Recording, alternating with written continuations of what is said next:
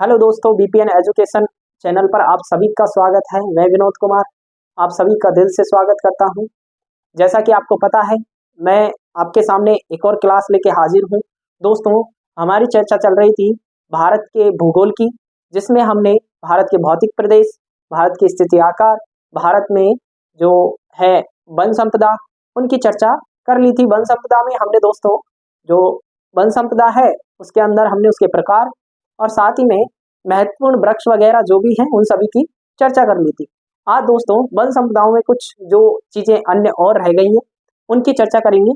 तो दोस्तों शुरुआत करते हैं आज की क्लास का, और इस एनर्जी के साथ आप सभी को मेरे साथ कंटिन्यू सारे के सारे नोट्स तैयार करने हैं दोस्तों, और साथ में आपको लिखते चलना है।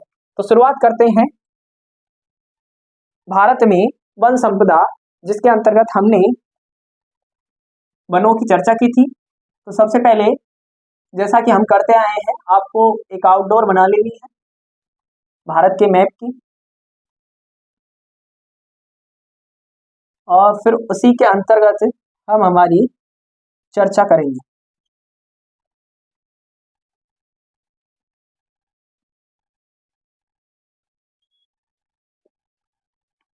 अगर बात की जाए भारत में वनों की, तो मैंने बताया दोस्तों भारतीय वनों को मुख्य रूप से भारतीय वनों को 5 भागों में बांट रखा था, जो कि हमने चर्चा कर ली थी। आज चर्चा करेंगे दोस्तों महत्वपूर्ण वनों से संबंधित जो चर्चाएं हैं, जिसमें सबसे पहले आप हेडिंग लगाए दोस्तों आज भारत के तप्त स्थल, इसी को दोस्तों हॉट स्पॉट कहते हैं। Hot spot. अच्छा, भारत से पहले थोड़ी सी चर्चा विश्व की भी हो जाए। बात करूं अगर तप्त स्थलों की, तो ये वो क्षेत्र होते हैं जहां पे सर्वाधिक जैव विविधता पाई जाती है, जैसे वनस्पतियां हैं, जनजातियां हैं, जीव हैं, इन सभी की क्या होती है, विविधता होती है। अगर संसार की बात करें तो इस संसार में कुल मिलाकर जो तप्त स्थल है उनकी संख्या है 36। कितनी है दोस्तों? लेकिन हमें भारत की चर्चा करनी है, तो भारत में इनकी संख्या कितनी है? 4। हम भारत में 4 तप्त स्थलों की चर्चा करेंगे। 4 तप्त स्थलों में कौन कौन से स्थल आते हैं दोस्तों? तो अगर मैं आपको चर्चा करूं आपके सामने, तो सबसे पहले जो तप्त स्थल हमारे सामने आता है, 1 नंबर पर आप हेडिंग लगाएंगे दोस्तों, और उसका नाम है हिमालय। हिमालय क्षेत्र। जो पहला तप्त स्थल या हॉटस्पॉट है वो है दोस्तों हिमालय क्षेत्र।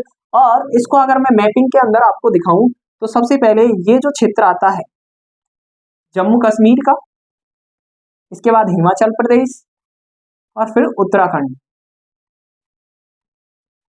उत्तराखंड। इसके बाद कुछ क्षेत्र नेपाल का आ जाता है, और नेपाल के बाद में सिक्किम का। सिक्किम के अंदर भी आपको कौन सा क्षेत्र देखने को मिलेगा? हॉटस्पॉट, जैव विविधता भरपूर है। और उत्तरी पूर्वी जो राज्य है, इनमें से अरुणाचल प्रदेश और असम का जो क्षेत्र है, इसके अंतर्गत इसको सम्मिलित कर लिया जाता है। इसमें अरुणाचल प्रदेश और असम, इन सभी क्षेत्रों को किसमें सम्मिलित किया गया है? तो हिमालय जैव विविधता क्षेत्र में। दोस्तों भारत के जो तप्त स्थल हैं, इन कुल मिला के कितने हैं? 4। और 4 में पहला जो है उसका नाम क्या है? हिमालय तप्त स्थल क्षेत्र। दूसरा, अगर मैं बात करूं दूसरे तप्त स्थल क्षेत्र की, तो दूसरा है दोस्तों इंडो बर्मा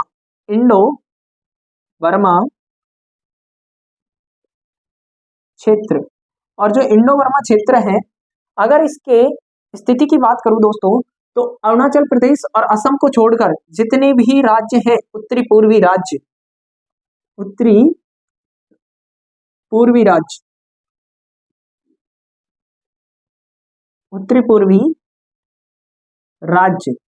और मैं बात करूं इसी के साथ, तो जो अंडमान का क्षेत्र है, अंडमान का, वो भी इसमें सम्मिलित कर लिया जाता है।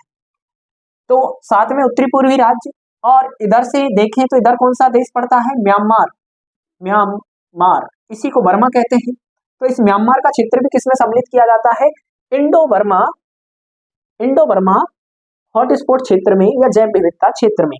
तीसरे क्षेत्र की अगर बात करूं, क्योंकि हमें तो भारत की चर्चा करनी है तो मुख्य रूप से आपको भारत की याद रखनी है। भारत के जो 5 राज्य आ जाते हैं जिसमें मणिपुर है, नागालैंड है, और मैं बात करूं तो त्रिपुरा है, मिजोरम है और मेघालय है। इन क्षेत्रों को किसमें सम्मिलित किया जाता है? तो इंडो बर्मा तप्त स्थल क्षेत्र में। तीसरा जो आपका तप्त स्थल क्षेत्र है दोस्तों, उस तप्त स्थल क्षेत्र को हम जानते हैं पश्चिमी घाट के नाम से। ये जो पश्चिमी घाट है दोस्तों, अगर मैं बात करूं इसकी, तो गुजरात से लेकर के, गुजरात का जो क्षेत्र है, ये पूरा तटीय जो क्षेत्र है, यहां से लेकर के और सीधे नीचे श्रीलंका पड़ता है। तो श्रीलंका तक का जो क्षेत्र है, इसको किसमें रखा जाता है? तो मैं बात करूं किसमें? पश्चिमी घाट तप्त स्थल क्षेत्र में या जैव विविधता क्षेत्र के अंतर्गत शामिल किया जाता है। 4 नंबर पर दोस्तों चर्चा करेंगे हम, तो 4 नंबर पर चर्चा करेंगे दोस्तों, चौथा जो हमारा तप्त स्थल या हॉटस्पॉट क्षेत्र है वो है दोस्तों सुंडा क्षेत्र, सुंडा लैंड क्षेत्र। दोस्तों अगर मैं बात करूं सुंडा लैंड क्षेत्र की, तो ये उत्तरी जो अंडमान निकोबार द्वीप समूह है, इसमें जो निकोबार द्वीप समूह है दक्षिणी, ये दक्षिणी निकोबार द्वीप समूह का क्षेत्र किसके अंतर्गत आता है? तो सुंडा लैंड के अंतर्गत आता है। साथ ही जो इधर के पूर्वी एशिया के जो देश हैं, दक्षिणी पूर्वी एशिया के, जिसमें इंडोनेशिया है, सॉरी दक्षिणी पूर्वी एशिया के देश में, जिसमें मैं बात करूं तो मलेशिया है, मलेशिया को इसमें सम्मिलित किया जाता है और थाईलैंड को। इन क्षेत्रों का जो भाग है वो भी किसमें आता है? तो सुंडालैंड में। लेकिन हमें चर्चा करनी है ओनली भारत की, तो भारत का कौन सा क्षेत्र है इसमें? दक्षिणी निकोबार द्वीप समूह का क्षेत्र। तो दोस्तों मैंने चर्चा की सबसे पहले आपसे भारत में 4 जो तप्त स्थल हैं या जैव विविधता क्षेत्र हैं, उनकी 4 जैव विविधता क्षेत्र तप्त स्थल जिन्हें हम हॉटस्पॉट कहते हैं, उसमें पहले नंबर पर हमने चर्चा की दोस्तों हिमालय पर्वतीय प्रदेश, जिसमें हमने इसका विस्तार देखा कि इसका विस्तार जो है जम्मू कश्मीर के साथ में कहूँ हिमाचल प्रदेश के आगे अगर मैं बात करूं तो उत्तराखंड, सिक्किम और बात करूं तो अरुणाचल प्रदेश, असम के अंतर्गत इसका क्षेत्र आता है। दूसरे नंबर पर हमने चर्चा की दोस्तों, दूसरा जो हॉटस्पॉट क्षेत्र है उसकी अगर हम चर्चा करें तो वो था इंडो बर्मा हॉटस्पॉट क्षेत्र या तप्त स्थल क्षेत्र। इसके अंतर्गत हमने इसके विस्तार की चर्चा की। तो मैंने कहा आपको कि अरुणाचल प्रदेश और असम को छोड़कर जितने भी 5 राज्य उत्तरी पूर्वी राज्य हैं, 7 सिस्टर्स में से जो बच जाते हैं, वो सारे इसके अंतर्गत आ जाते हैं। और साथ ही उत्तरी जो हमारा अंडमान है वो भी इसमें शामिल हो जाता है और बर्मा का क्षेत्र आ जाता है। इसके बाद में मैं अगर आपसे चर्चा करूं तो तीसरे नंबर पर हमने चर्चा की दोस्तों, तीसरा जो हॉटस्पॉट क्षेत्र है उसमें हमने चर्चा की पश्चिमी घाट की। किसकी चर्चा की दोस्तों? पश्चिमी घाट की।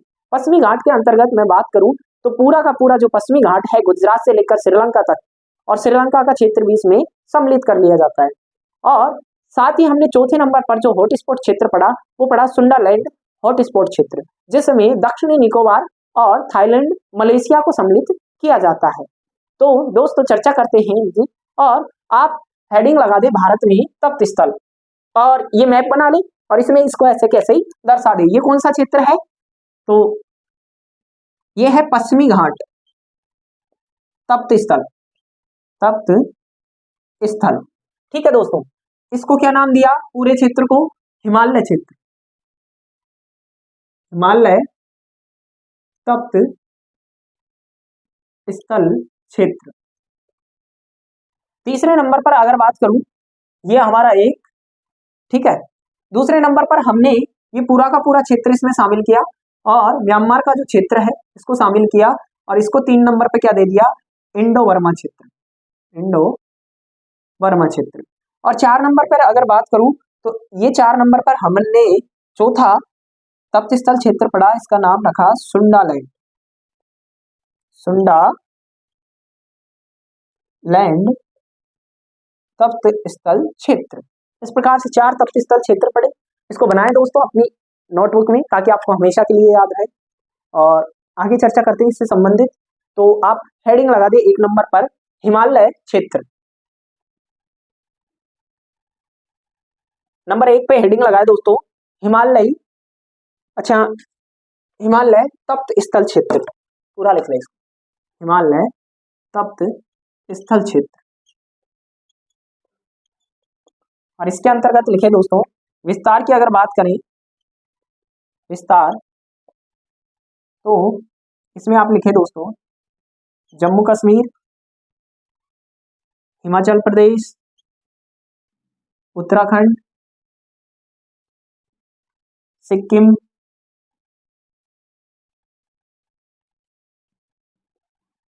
अरुणाचल प्रदेश,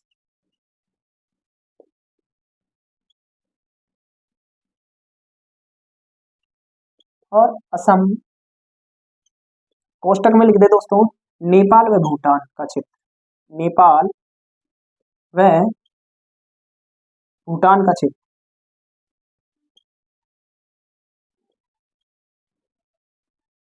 क्षेत्रीय भाग सम्मिलित किया जाता है। एक नंबर पे जो हमने तप्त स्थल हॉटस्पॉट क्षेत्र की चर्चा की, उस समय फिर से चर्चा कर दूं दोस्तों, हमने चर्चा की किसकी, जम्मू कश्मीर, हिमाचल प्रदेश, उत्तराखंड, सिक्किम, अरुणाचल प्रदेश और असम। ये तो हुए भारत के क्षेत्र, लेकिन भारत के अलावा भी हिमालय का विस्तार मैं बात करूं तो नेपाल और भूटान में भी है, तो उनके क्षेत्र भी इसमें सम्मिलित किए जाते हैं। 2 नंबर पे हेडिंग लगाए दोस्तों,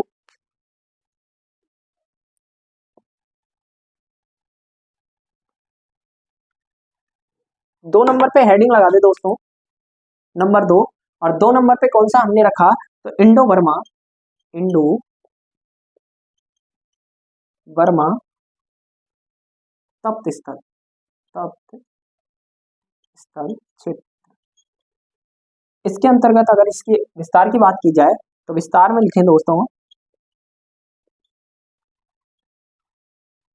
विस्तार में लिखें दोस्तों नागालैंड, नागालैंड, मणिपुर,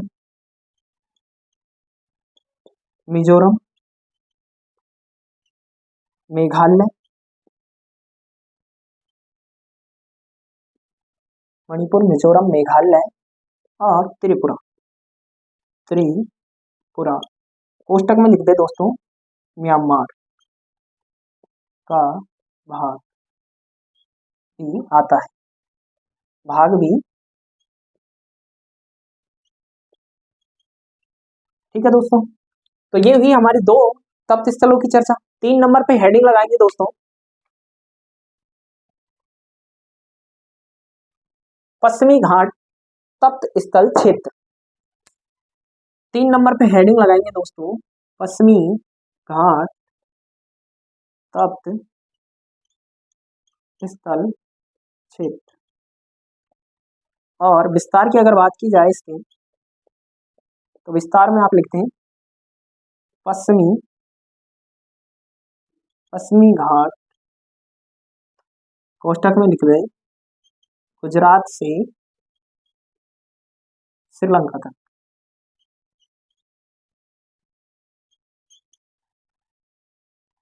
श्रीलंका तक सम्मिलित किया जाता है।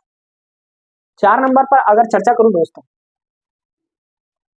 हमने बातें की 4 नंबर पे, और 4 नंबर पे जो तप्त स्थल क्षेत्र है वो है दोस्तों सुंडालैंड, सुंडालैंड तप्त स्थल क्षेत्र। और इसमें चर्चा की जाए दोस्तों विस्तार की, तो विस्तार में आप लिख लें दोस्तों दक्षिणी निकोबार, निकोबार। कोष्टक में लिख दे दोस्तों मलेशिया व थाईलैंड का भाग भी सम्मिलित है, थाईलैंड।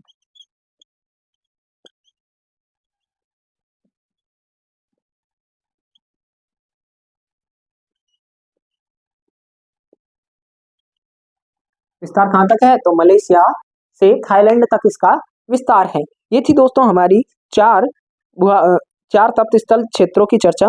अब बात करेंगे दोस्तों, अब बात करेंगे दोस्तों आगे इन्हीं से संबंधित,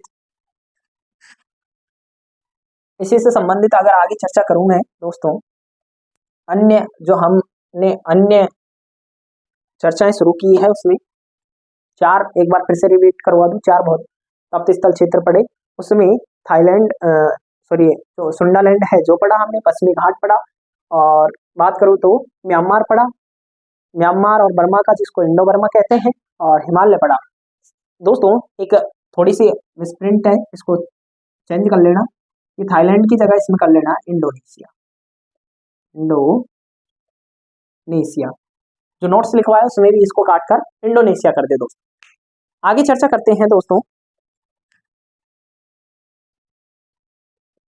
तो ये थी हमारी तप्त स्थलों से संबंधित बात। विश्व में कितने पाए जाते तप्त स्थल हैं? तो 6 हैं। भारत में कितने हैं? तो भारत में 4 हैं। कौन कौन से हैं? तो उनकी हमने चर्चा कर ली है। अब बात करेंगे हम दोस्तों भारत में, अब बात करेंगे दोस्तों, हेडिंग लगाएं, कुछ एक एक लाइन की आपको मैं एक एक लाइन में कुछ लाइनें लिखवाता हूँ, चर्चाएं करते हैं उनकी, आप डायरेक्ट लिख लें। भारत की प्रथम वन नीति, डैश करके लिखे दोस्तों, 1894। भारत में जो प्रथम वन नीति जारी की गई थी वो कब की गई दोस्तों? तो 1894। आगे लिखे दोस्तों इसी में, स्वतंत्र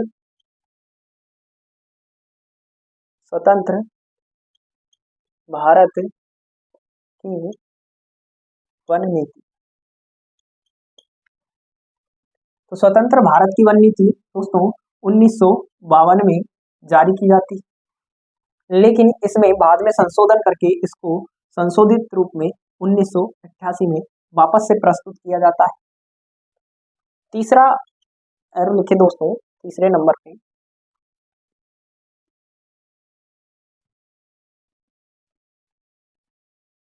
बाघ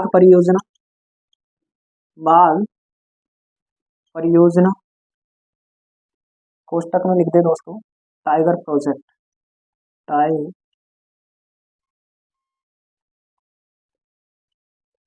टाइगर प्रोजेक्ट। शुरुआत कब होती है दोस्तों? 1973 में। एक और लाइन लिखे दोस्तों, पर्यावरण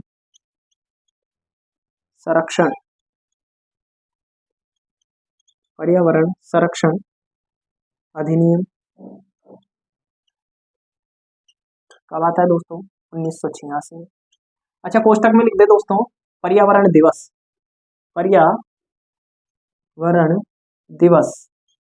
कब मनाते हैं दोस्तों?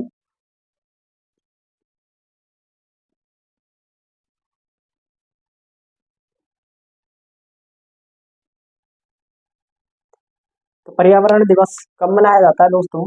5 जून को, 5 जून। आगे लिखे दोस्तों, आगे चर्चा करें दोस्तों, आप इसी में आगे लिखें, वन्य जीव संरक्षण अधिनियम कब आता है दोस्तों? 1972 में। आगे लिखे दोस्तों, पर्यावरण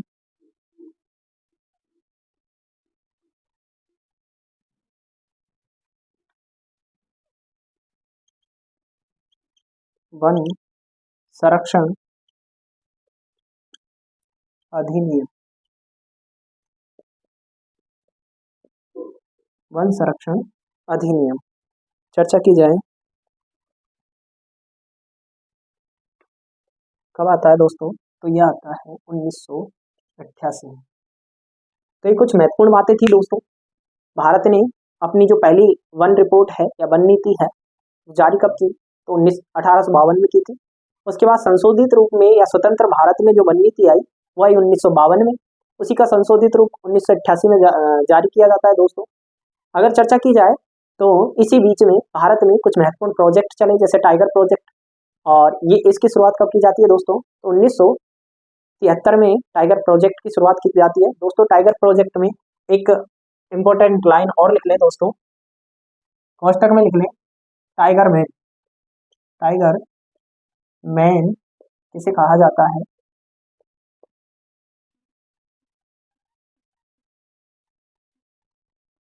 कैलाश।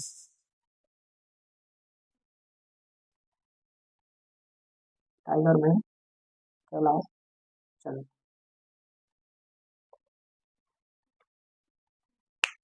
साथ ही हमने पर्यावरण संरक्षण अधिनियम 1986 की चर्चा की। आगे अगर मैं बात करूं तो इसी से संबंधित हमने चर्चा की दोस्तों पर्यावरण वन्य जीव नीति की, जो कि 1973 में आती है, सॉरी 1972 में। ऐसे कुल मिला के हमने कुछ महत्वपूर्ण तथ्य पढ़े दोस्तों। आगे चर्चा करते हैं वनों से संबंधित, तो आगे मेरे साथ चर्चा करेंगे दोस्तों। ये सब आपने नोट कर लिया होगा। अब इसको हम अब चर्चा करेंगे दोस्तों अन्य तथ्यों में ही वनों से संबंधित।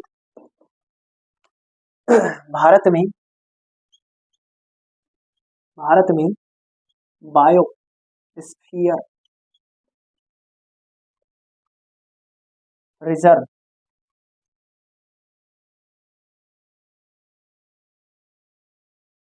ऑब्लिक जैव जैव मंडल नीचे ऑब्लिक जैव आरक्षित क्षेत्र।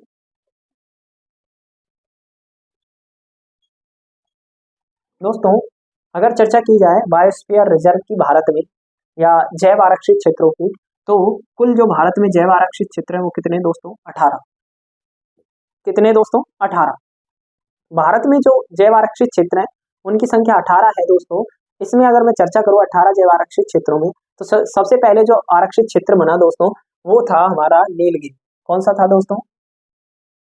नीलगिरी आरक्षित क्षेत्र। नीलगिरी आरक्षित क्षेत्र। नीलगिरी आरक्षित क्षेत्र। और ये कब बनता है दोस्तों? ये बनता है 1986 में। नीलगिरी जो आरक्षित क्षेत्र है दोस्तों, इसकी जो स्थापना होती है दोस्तों कब होती है? 1986 में। दूसरा अगर मैं बात करूं 18 में, जो सबसे नया है ये तो क्या है? प्रथम। और नवीनतम अगर बात करें, नवीनतम नवीनतम आरक्षित क्षेत्र की अगर बात करें दोस्तों, तो वो कौन सा है? पन्ना। पन्ना जैव आरक्षित क्षेत्र। ये कहाँ है दोस्तों? तो ये एमपी के अंदर है। बनता कब है? 2011 में बनता है। और इसकी चर्चा करें अगर ये कौन से क्षेत्र में आता है, तो इसमें 3 राज्यों का क्षेत्र आ जाता है। 3 राज्यों का।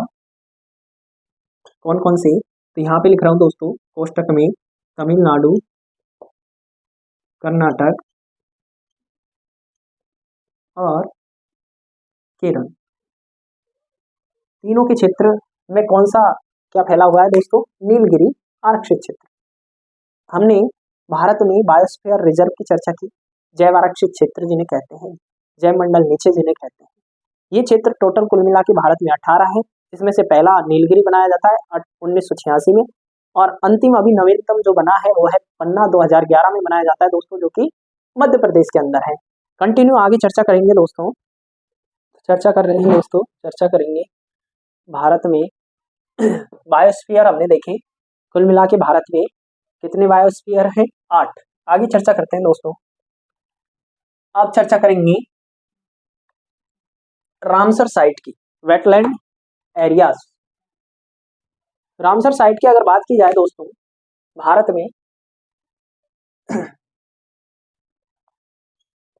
में आर्द्र भूमि क्षेत्र, इसी को कह देते हैं वेटलैंड।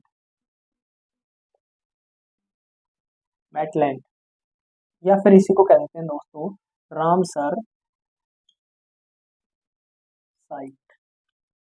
दोस्तों भारत में अगर इनकी संख्या की चर्चा करें उससे पहले थोड़ा सा रामसर के बारे में जान लें। तो अगर मैं चर्चा करूं दोस्तों रामसर के बारे में, सबसे पहले जो रामसर है इसकी शुरुआत की अगर बात की जाए तो ईरान से होती है दोस्तों। कहाँ से होती है? ईरान से। ईरान में ईरान में सम्मेलन बुलाया जाता है। ईरान के अंदर एक सम्मेलन बुलाया जाता है दोस्तों, 2 फरवरी 1971 को। इस सम्मेलन में ऐसे क्षेत्र जिनमें जिनकी गहराई लगभग 6 मीटर है, उन्हें वेटलैंड एरिया क्षेत्र या रामसर साइट के अंतर्गत सम्मिलित किया जाता है और उसी के अंदर ये सम्मेलन में इस नियम को या रामसर साइट को लागू किया जाता है। दोस्तों, ये जो वेटलैंड जो रामसर साइट जो बनाई जाती है रामसर के अंदर, ईरान में ये जो स्थान है रामसर, इसी के नाम पे इसको क्या दे दिया, रामसर साइट। दोस्तों, ये लागू कब होता है, तो अगर चर्चा की जाए लागू की, तो 21 दिसंबर 1975 को ये क्या हो जाता है, लागू हो जाता है। दोस्तों, भारत की चर्चा कर रहे हैं, इसलिए अगर मैं भारत की बात करूं तो भारत इसका सदस्य कब बनता है, तो भारत इसका सदस्य बनता है दोस्तों 1 फरवरी 1985 को। कब बनता है दोस्तों भारत इसका सदस्य, तो 1 फरवरी 1982 को। दोस्तों, कब बनता है, 1 फरवरी 1982 को। भारत में कुल रामसर साइट की अगर बात की जाए, रामसर साइट या वेटलैंड एरियाज, तो कितने हैं, 75 हैं दोस्तों। कितने हैं, कुल 75 हैं। एक बार फिर से समझा दो दोस्तों, विश्व में सर्वप्रथम जो वेटलैंड एरियाज हैं, इनकी शुरुआत या इनके संबंध में जो सम्मेलन है या अधिनियम जो पारित किया जाता है, वो ईरान के रामसर स्थान पर किया जाता है, इसलिए इसको रामसर नाम से भी जाना जाता है। दोस्तों, भारत में जो रामसर साइट है वो कुल मिलाकर कितने हैं, 75। इनमें से अगर मैं चर्चा करूं 75 रामसर साइट, तो भारत ने जो रामसर है या मैं कहूं वेटलैंड एरिया संरक्षित क्षेत्र है, इसका जो सदस्यता ली वो ली दोस्तों 1 फरवरी 1982 को। दोस्तों, विश्व में जो रामसर साइट है इसका सम्मेलन कब बुलाया जाता है, तो 2 फरवरी 1971 को। एक और बात अगर मैं करूं दोस्तों, तो इसे लागू कर दिया जाता है दोस्तों 21 दिसंबर 1975 से पूरे विश्व के अंदर जो इसके सदस्य शामिल हैं। भारत में कितने रामसर साइट हैं, तो 75 हैं दोस्तों। एक और बात इसमें ऐड करें दोस्तों, जो विश्व से संबंधित है, विश्व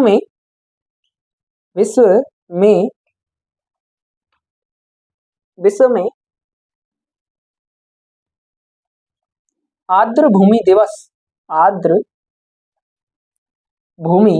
दिवस 2 फरवरी को मनाया जाता है। कब मनाया जाता है दोस्तों, 2 फरवरी को मनाया जाता है। तो ये थी दोस्तों हमारी रामसर साइट से संबंधित चर्चा। एक बार फिर से रिपीट कर दो, भारत में 75 रामसर साइट हैं। भारत रामसर साइट का जो सदस्य बनता है वो कब बनता है, तो 1982 के अंदर। आगे चर्चा करते हैं दोस्तों इसी से संबंधित। हमारा जो टॉपिक है वो चल रहा है दोस्तों वन्य संपदा। उसमें हम अन्य तथ्यों में ये सारी जानकारियां जुटा रहे हैं दोस्तों। अब चर्चा करें अगर भारत में राष्ट्रीय उद्यानों की, किसकी दोस्तों, एक लाइन में लिखें, भारत में राष्ट्रीय उद्यान। तो भारत में 106 राष्ट्रीय उद्यान है। कितने हैं, 106। भारत में अगर अभ्यारण्यों की बात की जाए दोस्तों, भारत में